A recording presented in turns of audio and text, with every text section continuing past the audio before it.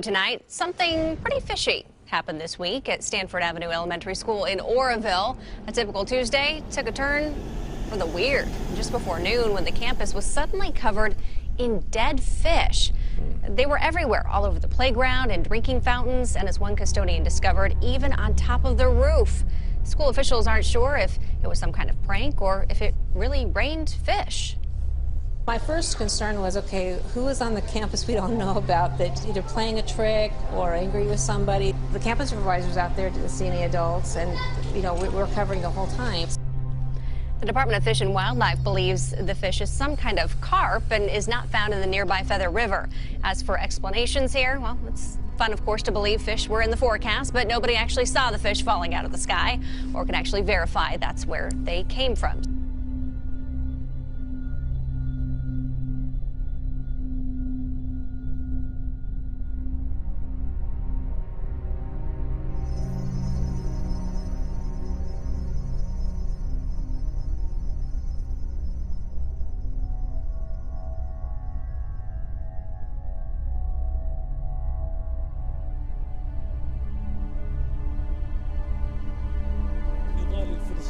In a Qatari hotel, Hamas's outgoing leader made a pitch for the future of the organization he leaves behind.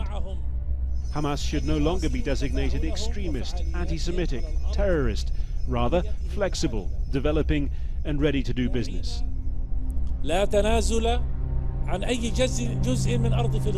We shall not waive an inch of the Palestinian home soil, no matter what the recent pressures are and no matter how long the occupation. Hamas rejects any idea except liberating the home soil entirely and completely. The Islamic militant group Hamas says it will no longer call for Israel's destruction. The Palestinian movement Hamas has unveiled a new manifesto that softens its language towards Israel. The new policy has the group accepting the formation of a Palestinian state along the 1967 borders. This would include the besieged Gaza Strip and the occupied West Bank and the East Jerusalem. The new document still rejects Israel's right to exist, but does not contain explicit call for its destruction. Hamas is also cutting ties with the pan-Arab Egypt-based Muslim Brotherhood. There's been reaction in Gaza and the West Bank after Hamas unveiled its new charter. The document presented by the group's leadership in Doha on Monday appears to soften its stance on Israel. Ever wonder what fake news is? Last week, headlines in CNN, Al Jazeera and The Guardian said that Hamas now accepts a Palestinian state along the 1967 lines. The New York Times headline called this moderation. The intimation is that Hamas now accepts a state of Israel. Great news, right? Well, except for one small detail. This is a complete distortion of the truth. The new Hamas document says that Israel has no right to exist. It says every inch of our land belongs to the Palestinians. It says there is no acceptable solution other than to remove Israel. So why does Hamas say there's a consensus for a smaller Palestinian state now? In order to destroy Israel later. They want to use their state to destroy our state. Is moving from calling for genocide of all Jews to calling just for the annihilation of Israel, is that progress or moderation? Only if you have no standards whatsoever. It's bad enough that Hamas lies to the world.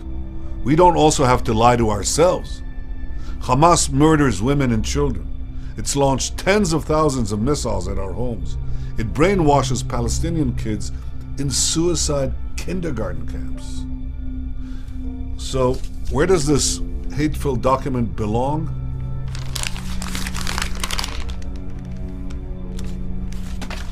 Right there. And the winner is Emma Watson, Beauty and the Beast! Emma Watson made history at the MTV Movie and TV Awards Sunday. Wow, thank you so much.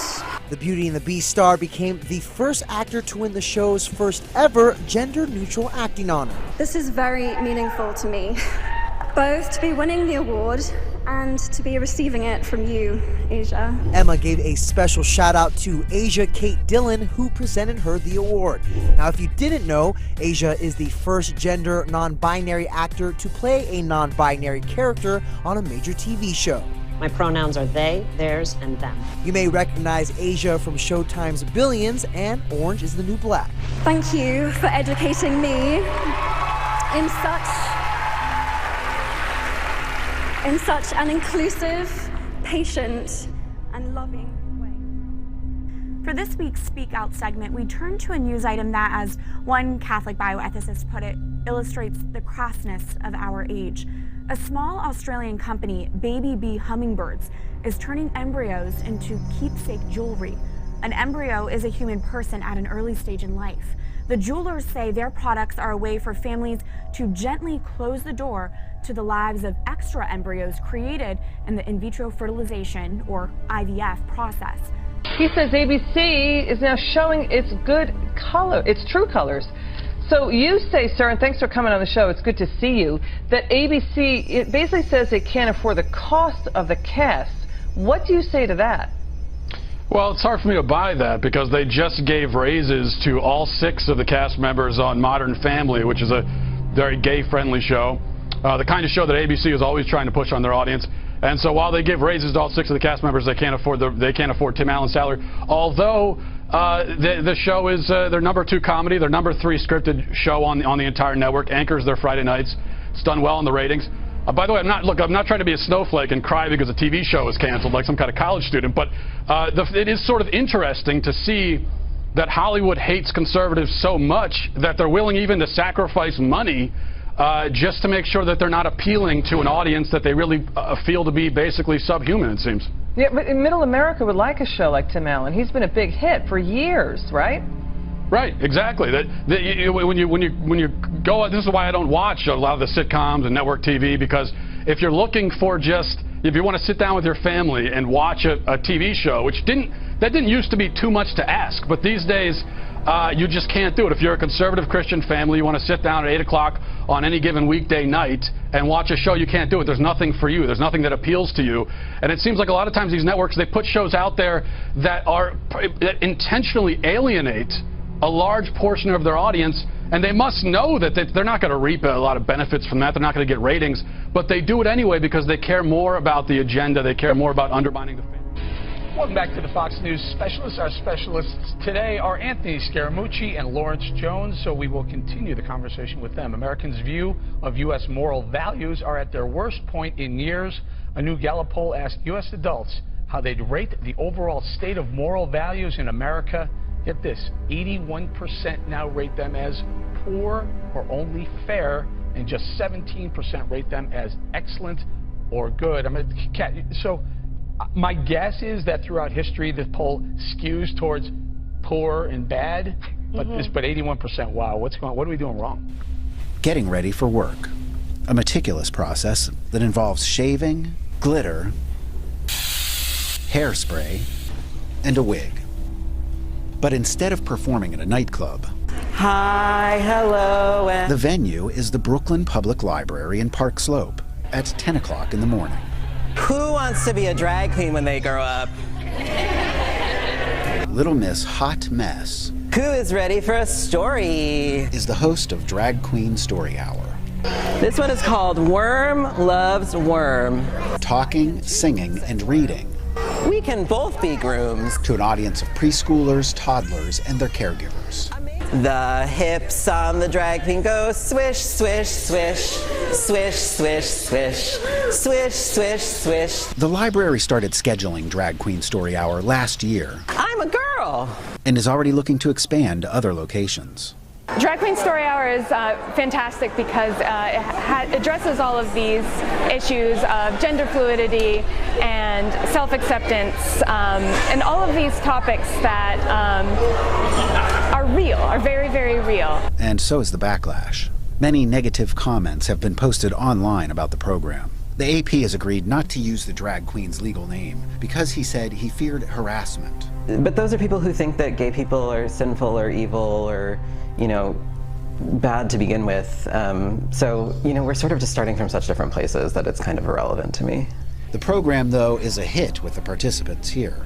It was great. So much energy. Did you like it? Yeah. Parents say they welcome the diversity. You know, that's what I'm looking for in all of our outings, is to present different ways of being in the world and make that fun and available to my kid. A different take on story time. Penelope wanted to dress kind of cool, but Tiny sort of wants her to dress kind of normal.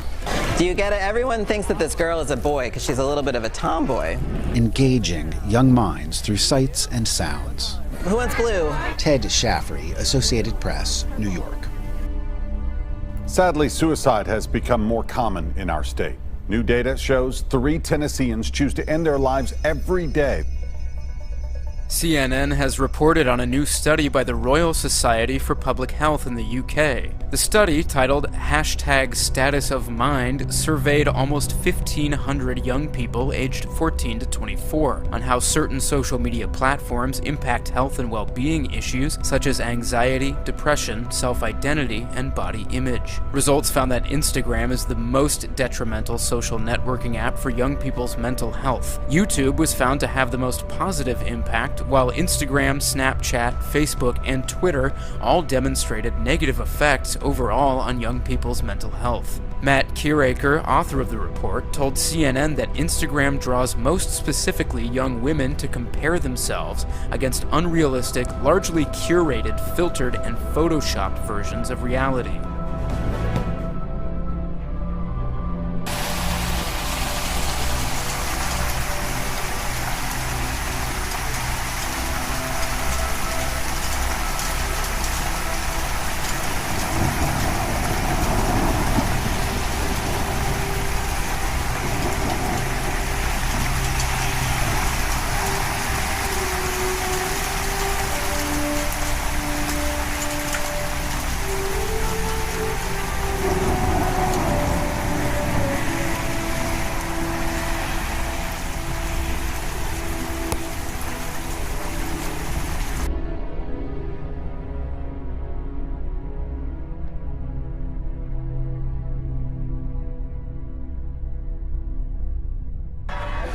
Turns me on, man. Like, I've never seen this. A red carpet in LA and the skies open up with hail. Look, it's on the ground. It's hail. That doesn't happen. A wave of small earthquakes shaking Mount St. Helens in recent days, and experts say more than 100 quakes have actually occurred underneath the Washington State volcano over the last several weeks. So what does this volcanic recharge mean? Let's bring in meteorologist Allison Chinchar. She is in our CNN Atlanta Weather Center. Allison, this seems a little bit fishy, to say the least, a little nerve-wracking for folks in that zone. That's right. When you say hundreds of them, you think, oh, these must be big quakes, but that's just it. These have been incredibly small quakes. However, it's the frequency of them that has scientists kind of keeping a close eye on this. A strong earthquake struck in a sparsely populated area of southeast Alaska near its border with Canada's Yukon Territory on Monday, followed by a series of minor seismic events. At a magnitude 6.2, the trembler hit northwest of Mosquito Lake, a hamlet with a population of about 300. Earthquakes of that size could cause considerable damage to poorly built or badly designed structures, according to the USGS. There were no immediate reports of casualties or property damage from the quake. This was one of more than 13,000 earthquakes recorded in Alaska this year. This year we have surveillance going on for chicks kind of across the state at multiple locations. Dr. Susan Paskowitz, the chair of the Department of Entomology at UW-Madison, has been studying deer tick populations in the state for better than 20 years. Back then, to find them in great numbers, you had to look in the Northwoods, but not anymore. There's no spot left where we've gone to look for them and haven't found them. With the spread of ticks come the spread of Lyme disease. 20 years ago, Dr. Paskowitz told her students about the 400 to 500 cases each year in the state. Now when I teach the class, it's 3,000 cases every year. And CDC for Lyme disease would estimate that that's an underestimate by quite a lot. It's probably closer to 30,000 cases in the state. The Ebola outbreak in the Democratic Republic of Congo has gone up to 29 cases from the previously reported 21. It comes barely a week after the WHO announced the outbreak of the hemorrhagic fever in a remote area of northern Congo. Cases have occurred in 4 separate parts of a region called the Lekati Health Zone. Authorities say they are monitoring the situation closely. Renowned physicist Stephen Hawking has warned that humanity needs to become a multi-planetary species within the next century in order to avoid extinction. Hawking made the prediction in a new documentary called Expedition New Earth, which is set to be released this summer as part of the BBC's Tomorrow's World Science season. Existential risks include climate change, overpopulation, epidemics and asteroid strikes.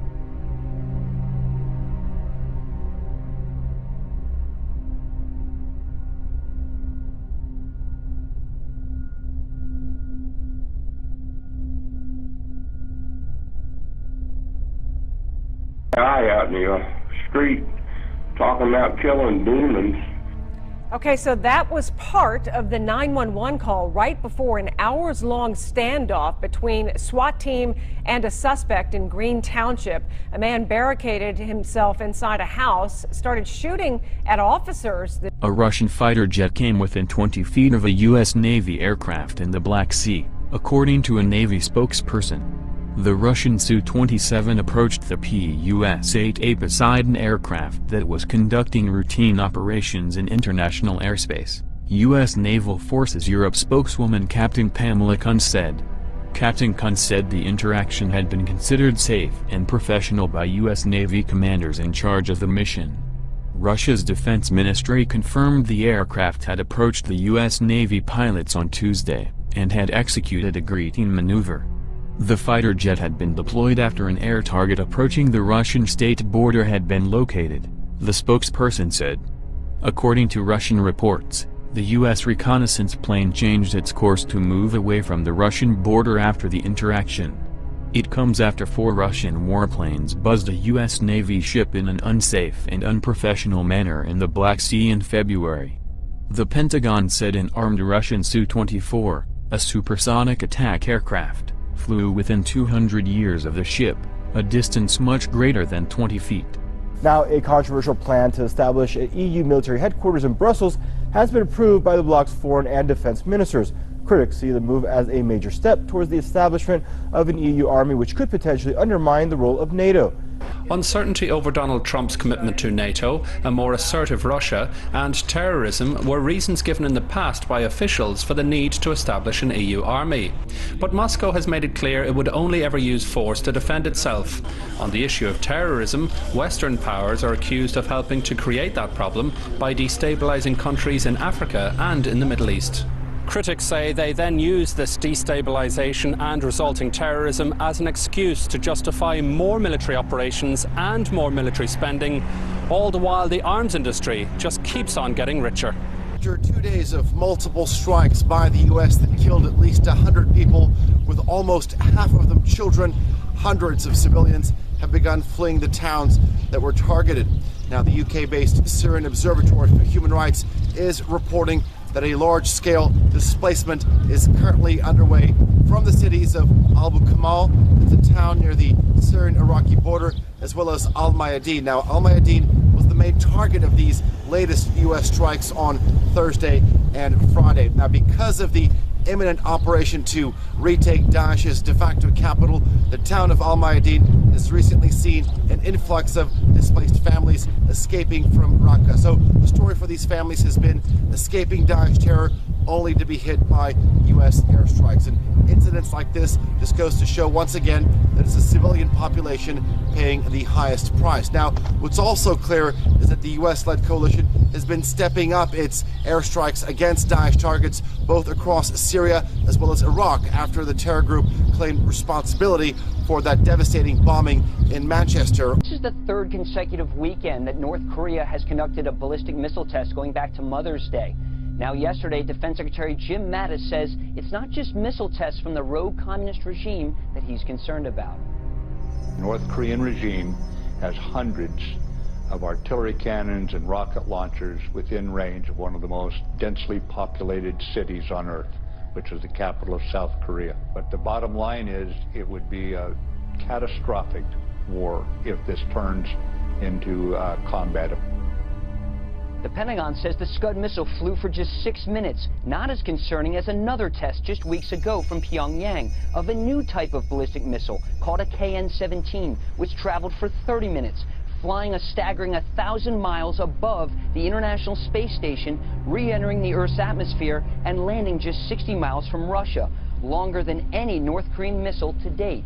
Now, Ed, Secretary Mattis yesterday did not give out any red lines pertaining to North Korea, choosing instead to keep his cards close.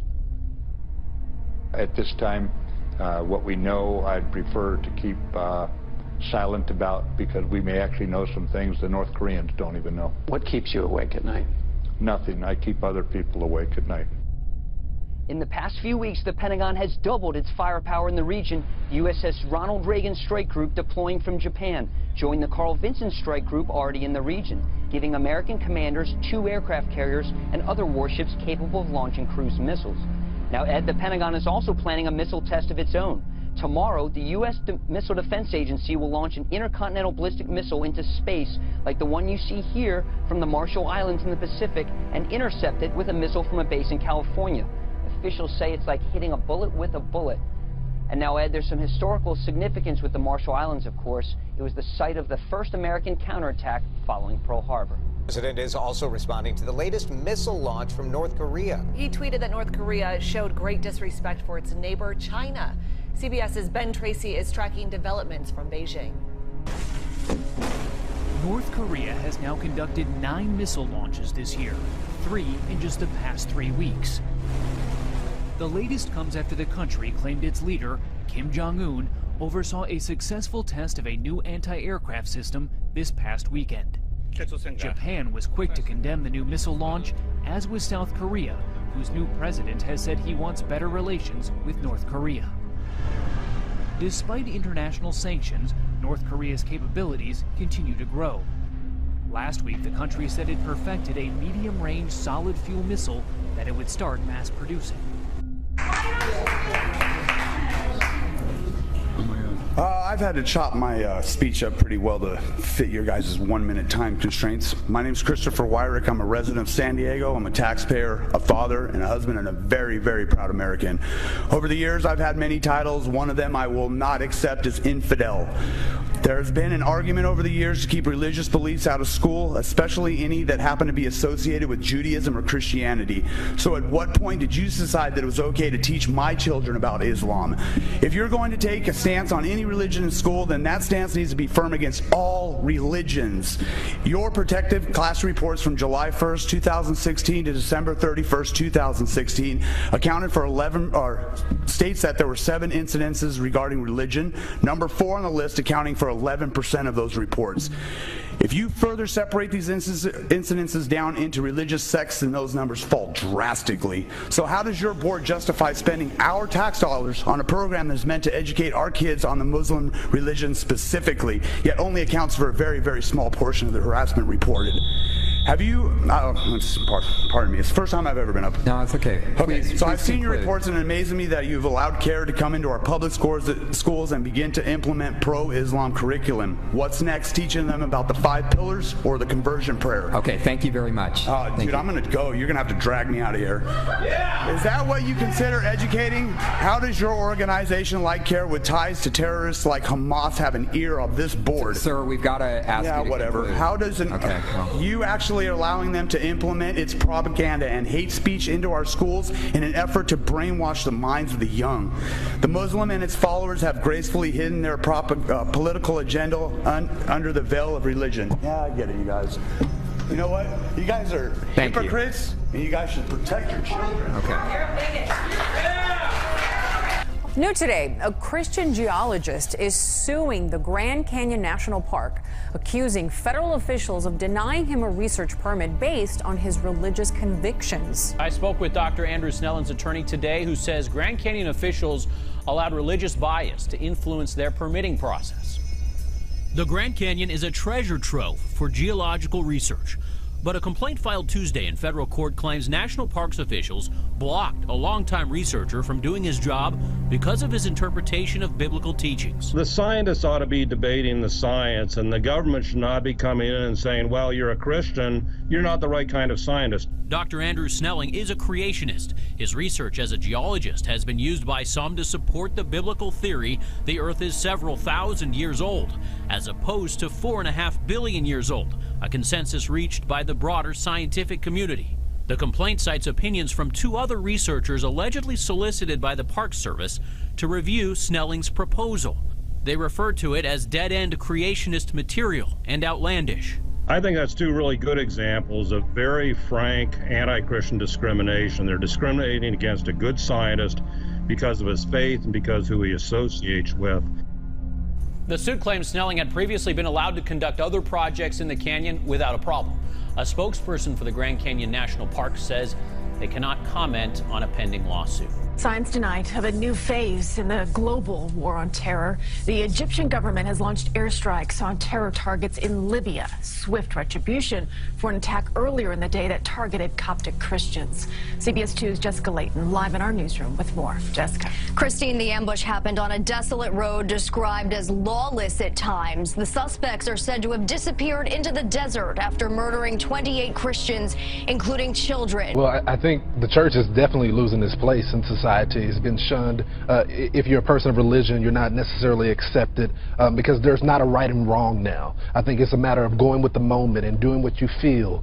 There used to be a time in government even where religion had a place in government. And right now you're being shunned. And I think that's partly the blame for the churches as well. Some of them are more concerned about their 501c3 status than taking a stance on issues. And I've advocated for churches, get rid of the status and do what you feel is right.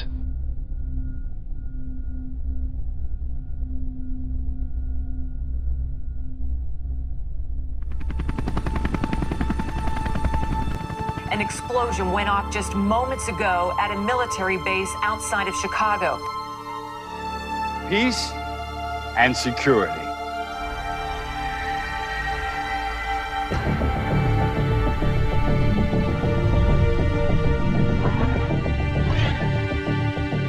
Professor, it says here that the chip could trace the purchases of excessive weaponry and stopping terrorist attacks before they start. Do not get that chip. Who testifies to these things says, yes, I am coming quickly. Amen. Come, Lord Jesus.